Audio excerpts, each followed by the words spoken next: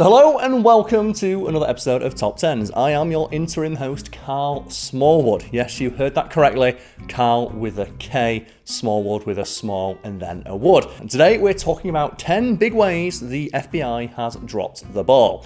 And something I like to point out on TopTenz Biographics and Geographics, our two sister channels, is that these videos are a collaborative effort. In fact, by the time I get my eyes on the script, 6 people's hands have probably already been on it. And the first person's hands to touch the script are, of course, the authors. And that author today is Ian Forty. Follow them on the social media links below and tell them they did a great job. And while you're down there clicking on things like comment, subscribe, all that good stuff, but let's get to it. In any movie or TV show about crime, you know things are getting real serious when the FBI shows up. The FBI is like the big leagues of criminal investigations. None of that amateur junk dealing with stuff like carjackings and muggings. They deal with things like serial killers and organised crime and international drug smuggling. The FBI are the real professionals, except for the multiple times they've really screwed up. Here's just 10 examples. Number 10. For decades, the FBI produced flawed or altered evidence in hundreds upon hundreds of trials. Many people in the Western world have a passing familiarity with the criminal justice system, not by first-hand experience, of course, but mostly through the media we consume. Police procedurals like Law & Order or CSI have routinely been the most watched television shows for decades, with hundreds of millions of viewers worldwide. CSI even spawned the idea of the so-called CSI effect, which blames the shows for skewing the way jurors expect evidence to be presented in trials, despite the fact that real-world evidence of the effect is harder to nail down. And just let us know in the comments what your favourite bad police procedural with a gimmick is, because mine's Bones. I just like that it's about a lady who finds bones, and that the gimmick of each episode is they find a skeleton in a random location, including one episode where they find a skeleton in a giant chocolate bar. I'm not making that up. Let's get back to the FBI. Whether the effect is real, the anecdotal ideas that come with it are generally accepted. Agencies like the FBI should collect forensic evidence that can be used at trial to help put bad guys behind bars.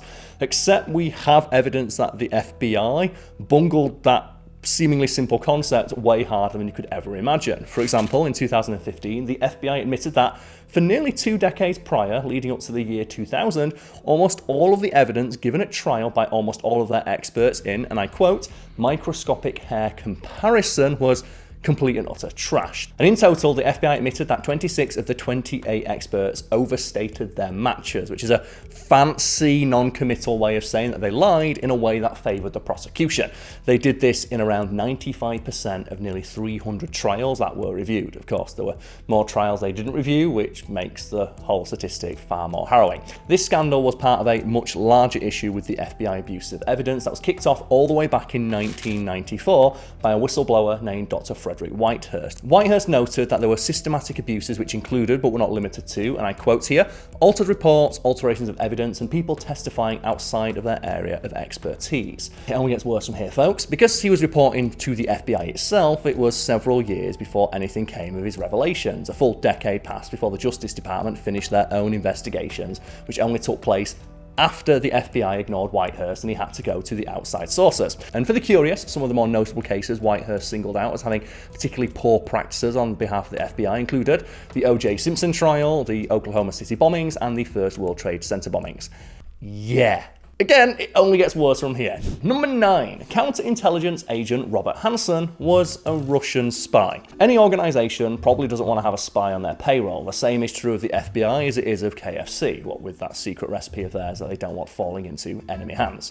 Enemy here being McDonald's. But a place like the FBI needs to be really careful about moles, or else it triggers like a whole Mission Impossible scenario that probably even Tom Cruise couldn't fix. Luckily, the FBI is on top of things like this and has a bunch of people on staff whose only job it is to hunt down moles and eliminate them. People like Robert Hansen, who, ironically enough, turned out to be the mole he was hunting.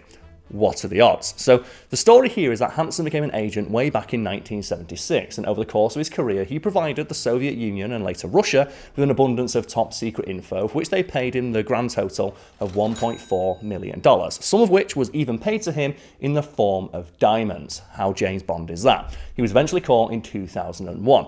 What made Hansen especially difficult to catch is that he was a counterintelligence agent, which made him very effective at being a spy, since it was his job to detect people who were spying, i.e.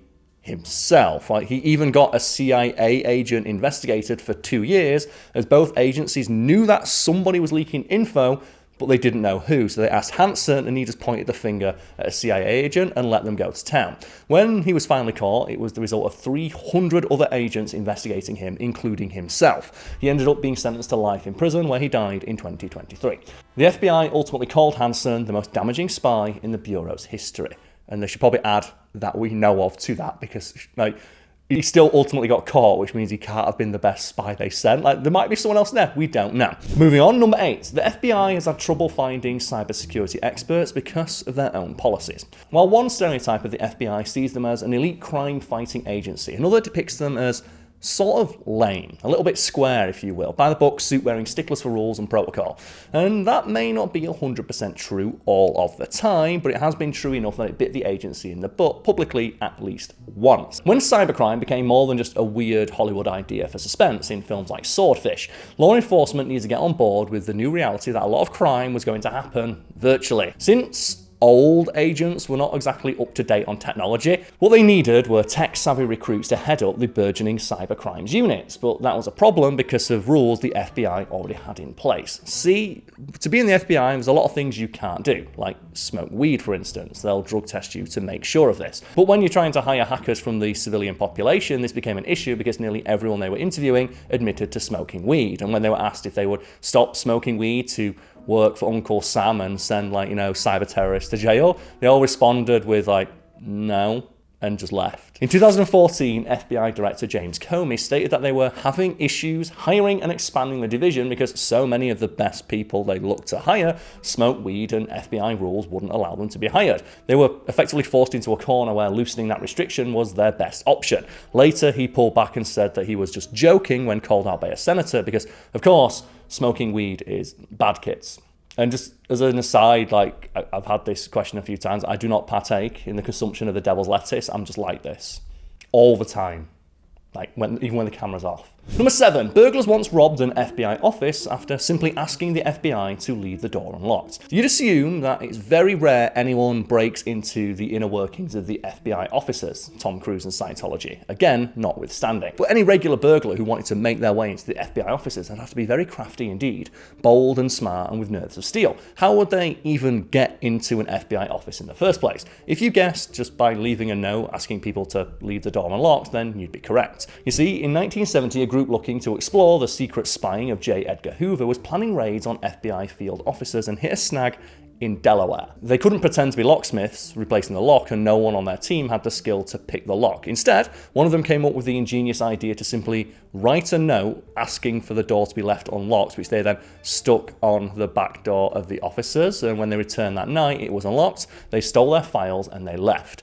And I'm reminded of a story told by Frank Abagnale, the guy who Catch Me If You Can is based on, who may or may not have lied about everything he did, which just is fitting, I suppose, for a guy called King Con. But one of the things he talks about is a lot of cons just require you to be confident, which is where the term comes from, con man, confidence man. And you'd be surprised, well, if you just ask people to do something, how many people will just do it without thinking. And one of the earliest cons he talks about doing, which may or may not happen, but it's still an interesting story, is simply putting a note on the post box to a bank saying, "Post box is closed, please hand checks to security guard," and standing in a security guard's uniform. And people would just walk up and hand their checks to him, and he just left. And when he was asked about it after the fact, he went, "How can a post box be closed?" But no one ever thought to ask that. They just saw the sign and assumed that someone who knew what they were doing was responsible. Number 6, the FBI tried to infiltrate mosques, which then reported their informant as a terrorist. The events of 9/11 changed the way the FBI did a lot of things, and one of their big changes involved a much heavier focus on the surveillance of American Muslims. For years afterwards, and probably to this day, the FBI has focused on infiltrating mosques and other Muslim gathering places in search of intelligence on terrorism. In their fervour to find the next Bin Laden, they seriously stumbled, and no place worse than in Irvine, California. It was there that the FBI sent one of their undercover informants called Craig Montiel. His job was simplicity itself: get into the mosque, record anyone saying anything terroristy, and then have the FBI come in to arrest them. The problem was that there were no terrorists in the mosque. It was just a bunch of people gathering and praying. But Montiel was anything but not committed, and he seemed to fit in at first, converting in front of others and making some friends. But as he proceeded to secretly record video and make audio of his new friends, he was such a creepy weirdo about it and talked so constantly about a violent jihad that the people in the mosque got really uncomfortable about it and actually went to law enforcement to accuse him of being a terrorist and also get a restraining order. And I would be remiss right now if I didn't advertise the film Four Lions, a black comedy film about a bunch of terrorists, which sounds like a weird premise for a film, but it's actually really, really good.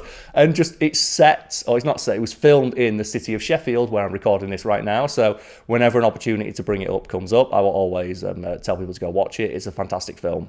Moving on, number 5, the 1986 Miami shootout was a blundered operation that led to several deaths. On April 11th, 1986, it was the date of one of the bloodiest shootouts in FBI history. Agents in Miami were chasing a pair of known armed robbers. They were known to use high-powered weaponry and they were violent, so many agents were in pursuit of them, 8 in 5 cars. The agents tried to run the criminals off the road and then all hell broke loose. The two men had far, far superior firepower and unloaded upon all 5 cars. The agents were using standard issue weaponry and ammo with standard issue bulletproof vests, which weren't effective. 2 agents died in the firefights and 3 were grievously wounded, and 2 more sustained less severe injuries. Only 1 got through the incident with no injuries at all. The assailants had ammunition that blasted through cars, bulletproof vests, and the agents that were wearing them, which eventually led to improved ammo for law enforcement as a result to take down such dangerous criminals. While new ammunition is certainly an upside in some cases, I suppose, so many things went wrong to get there. Agents in the pursuit were not communicating their position all that well. Backup was late as a result. Agents on the scene also reported a variety of physiological effects like time distortions, auditory problems like not hearing warnings, and tunnel vision, all brought on by intense stress that they were simply not prepared to endure. Better preparation and training could have very realistically saved lives here, and while the incident did lead to those things being implemented, it was too little, too late for those slain and injured back in 1986. Let's move on to something a little more wholesome. To number 4, It's a Wonderful Life was investigated by the FBI. The FBI runs on your tax dollars. I think mine include. I think I do pay tax in America on some of my earnings. I get paid by America, so I guess technically some of my tax earnings as well, because I do pay fees to transfer the money I'm paid from TopTenz to spend it over here. So hey, you're welcome, FBI. So it's good to know that they're spending that money wisely, like how the Bureau investigated movies like It's a Wonderful Life for being communist propaganda way back in the day. So you might be wondering what set the FBI off, what was their beef with A Wonderful Life? Well, mainly the banker character, Mr. Potter, who's portrayed as being bad in the film. And the FBI took this to mean that the movie was suggesting that capitalism and bankers are bad. The movie also focuses on the main character's depression, which the FBI considered to be anti-American, because you can't be sad when you're an American. What have you got to be sad about? You're America. You're number 1. So during the investigation, agents noted that the screenwriters had been observed having lunch with known communists, which is a very broad term they basically used to apply to everybody. They deemed the movie to be subversive and then, did nothing about it, because that's kind of the theme of this video. Number 3, the FBI allegedly tracked falafel purchasers to find terrorists. Of course they did. If you're in the FBI, you need to find a potential terrorist. What do you do? Do you talk to informants, dig into people's backgrounds or communications? Well, in 2007, it was reported that the agency was hunting down people who bought falafel and tahini, according to reports which the FBI categorically denied. There was an effort in 2005 and later 2006 to data mine purchasers of Middle Eastern ingredients in stores in California to see if there was a spike in sales of things like falafel. This, combined with other data, what data would be used to focus on targets? That was the story anyway. Again, the FBI denied that this happened despite other sources claiming to have found evidence. That later mysteriously disappeared.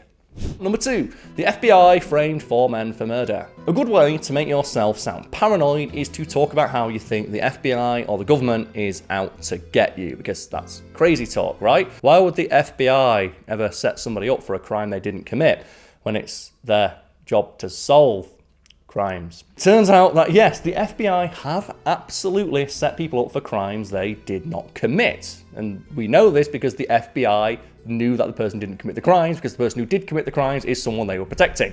For example, in 2007, the FBI was ordered to pay $101 million for framing 4 men for murder. Why did they do such a thing, you ask? Well, to protect the actual murderer who agreed to become one of their informants. They couldn't just hitman it and just say it was an accident. You had to ruin 4 people's lives. Really?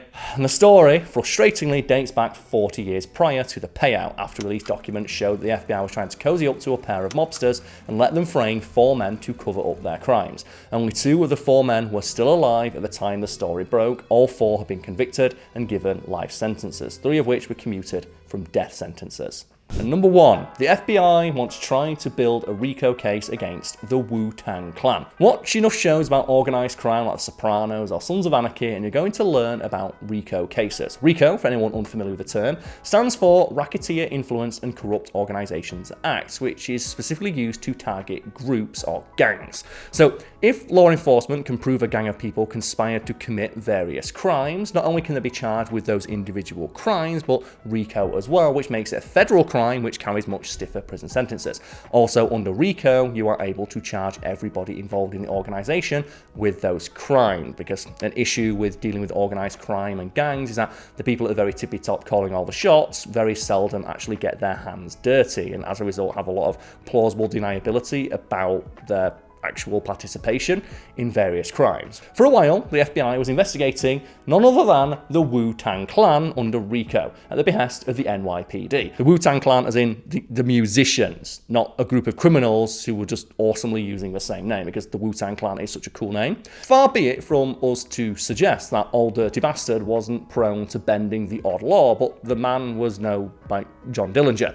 Despite that, during the 90s and beyond, the FBI was investigating the group for everything from ties to drugs, guns, murder, carjackings and more. They were fully convinced that the Clan were up to no good, instead of just releasing banger after banger. And the script briefly mentions Old Dirty Bastard, but I would be remiss if I didn't tell my favourite ODB story. That being that when he was just really high on drugs one time, and he thought he was being chased by the government, oddly enough, and he ran into someone's house, got bitten by their dog, kicked their door down, ran all the way up their stairs, and then shoulder checked his way out of a second story window.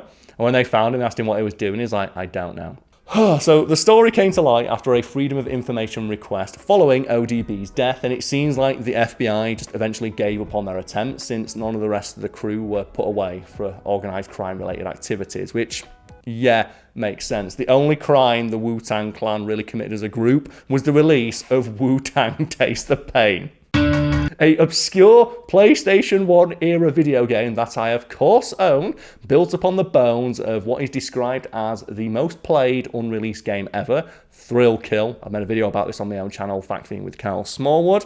Over in America, this is known as Wu-Tang Shaolin Style. This is a 4-person brawler starring every member of the Wu-Tang Clan.